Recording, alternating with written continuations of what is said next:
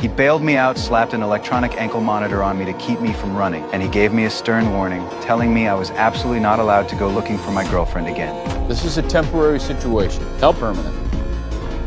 We headed straight to the airport, where his assistant had just received an urgent notice from customs. A Dutch man had entered the country with luggage full of Snow White storybooks, printed in 1940 Snow White Fay books. Bork inspected them repeatedly but found nothing suspicious, so he questioned out of it. And then a lawyer appeared out of nowhere to explain to the customs officers that the lawyer had shown up way too fast, only to learn that no lawyer had ever checked in at all. That's when it hit him. The man was an imposter. He rushed to the lounge, but it was already too late.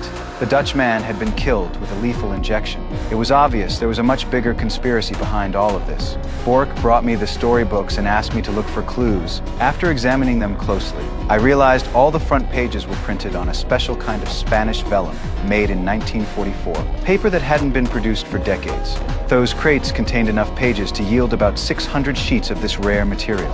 And that kind of paper had only one real purpose: forging valuable artwork. Then I found a business card in the victim's wallet, which led us to a local archive. The curator told us the Dutchman had visited several times, each time requesting to view the same World War II Fayera Spanish government bond. Snow White Fay books and laid it over the bond's reproduction. It matched perfectly. That meant his goal was to forge that exact bond. And conveniently, the decades, nobody had redeemed it because legend had it that the entire batch had been buried under wartime rubble. Only one surviving copy remained. Except it's a forgery.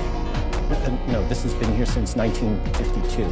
It's been here less than a week. The curator thought I was making all of this up, so I showed him the proof. The original bond was forged with incredible, confirmed it had been printed within the past week. With a 9% interest rate accumulated over the decades, each $1,000 bond was now worth $250,000. 600 forged than $150 million. But Bork and his team still couldn't understand why the Dutch bond into the archive. I laid it out plainly. What if he claimed he found boxes of the original bonds? Dragged them out of those caves in Spain. Yeah, how would they be authenticated? They'd be taken to the archives and compared to the original. She's already... This is good. All we had to do was find whoever printed the forged bonds, and we'd uncover the real mastermind. When I got back to my temporary place, I froze. There was someone sitting in the living room,